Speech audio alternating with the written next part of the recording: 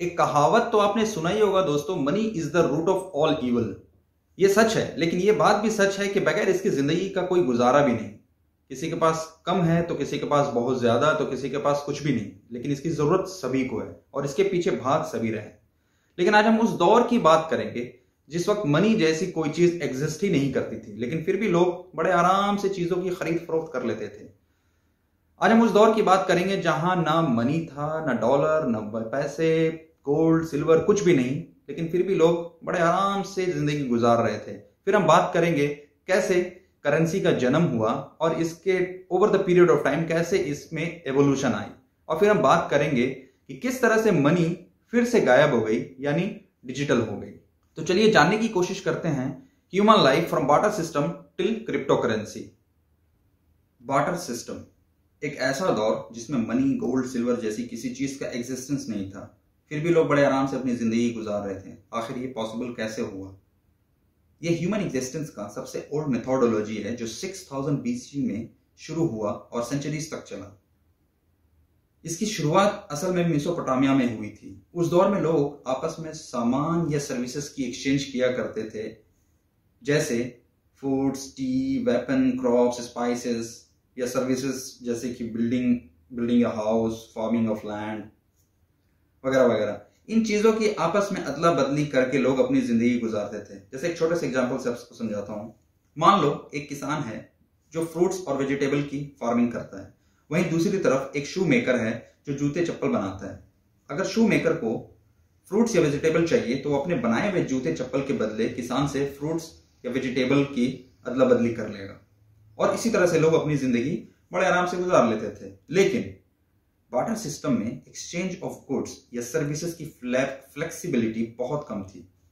हर बार चीजों की अदला बदली पॉसिबल नहीं होती थी, और क्योंकि जरूरी नहीं कि शू मेकर के शूज के बदले हर बार उसे फ्रूट्स या वेजिटेबल मिल ही जाए। और फिर इन्हीं सारी परेशानियों से बचने के लिए कमोडिटी मनी का कॉन्सेप्ट सामने आया, यानी एक्सचेंज ऑफ गुड्स या सर्विसेज थोड़ी आसान हो गई। कमोडिटी मनी ऐसी वैल्यूएबल आइटम जिसकी इंट्रिंसिक वैल्यू हो, रेयर हो और इजीली एक्सचेंजेबल हो, जैसे गोल्ड, सिल्वर, कॉपर वगैरह वगैरह। लेकिन बार्टर सिस्टम के दौर खत्म होने के बाद और तकरीबन 3000 बीसी में जब कमोडिटी मनी की शुरुआत हुई, तब उस वक्त गोल्ड, सिल्वर या कॉपर का इस्तेमाल नहीं होता था, बल्कि उस वक्त cowrie shell, salt, tea, tobacco, cattle का इस्तेमाल होता था चीजों की अदला बदली एक्सचेंज के लिए। काउरी शेल उस दौर की सबसे फेमस कमोडिटी मनी थी जो East Asia, West Asia, Africa and Indian Ocean में, या फिर कह लें तो पूरी दुनिया में काउरी शेल का इस्तेमाल होता था। मतलब अगर पिछला एग्जाम्पल कंसीडर करें तो शू मेकर को अब ज्यादा परेशानी नहीं होती चीजों की एक्सचेंज में, यानी शू के कंपैरिजन में काउरी शेल ज्यादा वैल्यूएबल थी और इजीली एक्सेप्टेबल थी एक्सचेंज के लिए। लेकिन इसकी valuation compare to other commodity थोड़ी कम हुआ करती थी। यानी फॉर एग्जाम्पल अगर 3480 कौरी को मिलाया जाए तो वो सिर्फ ₹1 के बराबर होता। कौरी शेल के अलावा दुनिया के दूसरे हिस्से में और भी कई तरह की कमोडिटी का इस्तेमाल होता था, जैसे रोम में 12000 बीसी के वक्त सॉल्ट का इस्तेमाल होता था। यहां तक कि रोम अपने सोल्जर्स को सॉल्ट पगार के तौर पर भी देती थी, जिसको सैलरियम कहते थे, और फिर वहीं से वर्ड सैलरी का स्टार्ट कह सकते हैं हुआ। लेकिन कमोडिटी मनी की प्रॉब्लम ये थी कि ये उतनी डाइवर्स नहीं थी। डिफरेंट रीजन में इसको ट्रेड कर पाना बहुत मुश्किल था, और फिर इसकी लाइफ स्पैन भी बहुत ज्यादा नहीं होती थी, जिसकी वजह से धीरे धीरे इसका इस्तेमाल भी खत्म हो गया। और फिर आया दूसरे कमोडिटी का दौर, यानी कॉइन का दौर। कॉइन सिस्टम अराउंड 770 बीसी में चाइना के जुओ डायनेस्टी में शुरू किया गया था। इनिशियली कॉइन सर्कुलर होने के बजाय वो छोटे छोटे हथियार की शक्ल में होते थे जो ब्रोंज से बनाए जाते थे, लेकिन थोड़े टाइम के बाद ही इसको सर्कुलर शेप में बनाया जाने लगा। भले चाइना ने सबसे पहले मेटालिक ऑब्जेक्ट का यूज करना शुरू किया जिसको दुनिया आज कॉइन की शक्ल में दिखती है, लेकिन पहली इंडस्ट्रियल फैसिलिटी जहां कॉइन की मिंटिंग या फिर कह लें मैन्युफैक्चरिंग की शुरुआत हुई वो 6000 बीसी में हुई, यूरोप के रीजन लीडिया नाम के एक शहर में, जो आज वेस्टर्न टर्की कहलाता है। यह कॉइन गोल्ड और सिल्वर के मिक्सचर से बनाया जाता था और हर कॉइन की अलग अलग वैल्यू होती थी based on estimation of the items. ये तो कॉइन की हिस्ट्री थी, लेकिन इस कॉइन के भी अपने कई ड्रॉबैक्स थे। जैसे उस दौर में बड़े बड़े मर्चेंट्स के पास इतने ज्यादा कॉइन हो जाते थे कि उसको लेकर हर जगह ट्रैवल कर पाना आसान नहीं था, या फिर बड़े बड़े ट्रेड के लिए इतने कॉइन्स का ट्रांजैक्शन कर पाना मुमकिन नहीं था। और फिर इसी परेशानी से बचने के लिए पेपर मनी का इन्वेंशन हुआ। पेपर मनी पहली paper note type instrument 7th century China में इशू हुई ड्यूरिंग टैंग डायनेस्टी। जो बड़े बड़े मर्चेंट्स हुआ करते थे उनके लिए मुमकिन नहीं था कि कॉपर या ब्रॉन्ज के इतने सारे कॉइन्स लेकर एक जगह से दूसरी जगह ट्रैवल कर सकें। इसके लिए हर एक उस एरिया में एक ट्रस्टेड पर्सन हुआ करता था जिसके पास ये सारे कॉइन्स को डिपॉजिट कर देते थे और बदले में एक डिपॉजिट रिसीट ले लिया करते थे। और जब मर्चेंट वापस आता था ट्रेड करके तो उस डिपॉजिट रिसीट्स को देकर वापस से वो अपने सारे कॉइन्स को ले लेता था। यही ट्रांजैक्शन थोड़ा और आगे चलकर during Song dynasty in 11th century deposit receipts को बदलकर ट्रू पेपर मनी कर दिया गया, जिसको जियाओजी कहते थे।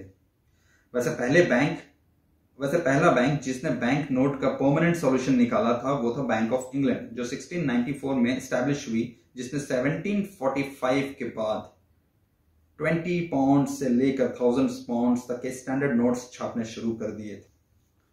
प्लास्टिक मनी, फिर आया प्लास्टिक मनी का दौर जो नियरली 1950 में शुरू हुआ। डायनर्स क्लब और अमेरिकन एक्सप्रेस जैसे बड़ी बड़ी फाइनेंस कंपनी ने इसको 1951 में लॉन्च किया और साथ ही एटीएम मशीन्स भी लॉन्च की, जिसको ऑटोमेटेड टेलर मशीन भी कहते हैं।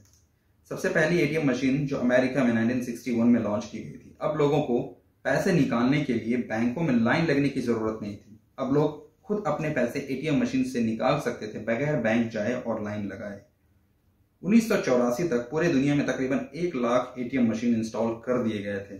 ईयर 2000 तक तो इस मशीन में कैश डिपॉजिट करने की भी फैसिलिटी आ गई थी और देखते देखते ना जाने कई फैसिलिटीज एटीएम मशीन्स में आ गई हैं। अब तो इनफैक्ट प्लास्टिक मनी भी ओल्ड फैशन होता जा रहा है।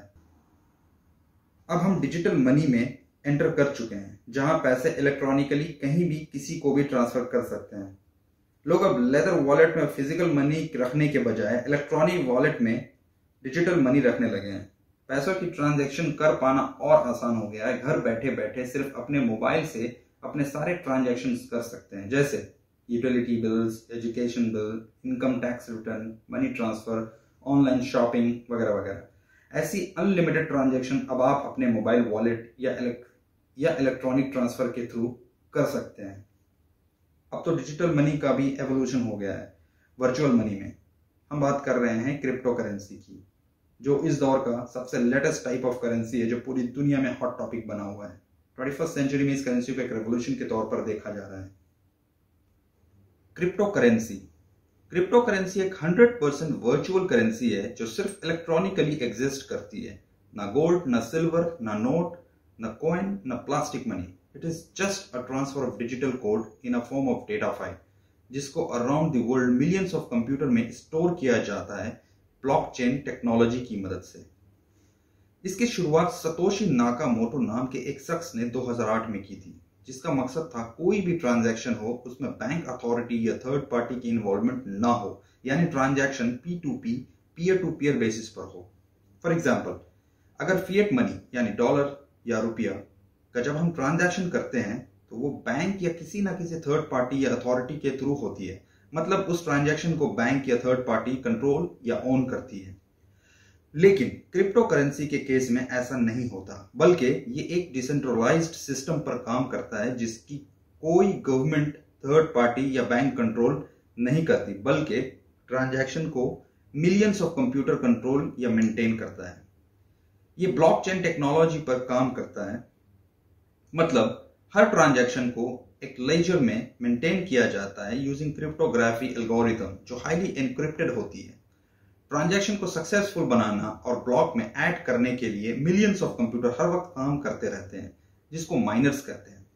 और जो भी ट्रांजैक्शन के ब्लॉक को सक्सेसफुली ऐड करता है उसे as a proof of work reward के तौर पर 12.5 बिटकॉइन का टोकन मिलता है। चूंकि क्रिप्टो करेंसी डिसेंट्रलाइज्ड है, इसीलिए डेटा किसी सेंट्रल अथॉरिटी यानी बैंक में होने के बजाय ये सारे कंप्यूटर्स में डिस्ट्रीब्यूट हो जाते हैं, जो एक दूसरे से कनेक्टेड होते हैं, जिसको टैम्पर या हैक कर पाना नेक्स्ट टू इम्पॉसिबल होता है। बिटकॉइन आज की डेट में सबसे फेमस क्रिप्टो करेंसी है। इसके अलावा ऐसे नियरली 4000 और भी क्रिप्टो करेंसीज हैं जिसको ऑल्ट कॉइन भी कहते हैं, जो मार्केट में अवेलेबल हैं और लोग इन्वेस्टमेंट भी कर रहे हैं, either by using crypto currency itself और बाय फिएट मनी। कई बड़ी कंपनीज ने तो बिटकॉइंस एक्सेप्ट करना शुरू भी कर दिया है, जिसमें Microsoft for gaming, Starbucks, PayPal and recently Tesla ने भी अनाउंसमेंट कर दिया है। Miners, proof of work, ledger, blockchain technology, इन सब पर अगर डिटेल में बात करना शुरू करूं तो वीडियो शायद बहुत ही ज्यादा लंबी हो जाएगी। लेकिन अगर आप चाहते हैं बिटकॉइन से रिलेटेड एक सेपरेट डिटेल्ड वीडियो बनाऊं और इसकी इन्वेस्टमेंट आइडियाज के बारे में भी जानकारी दूं, तो कमेंट्स में लिखकर मुझे जरूर बताएं।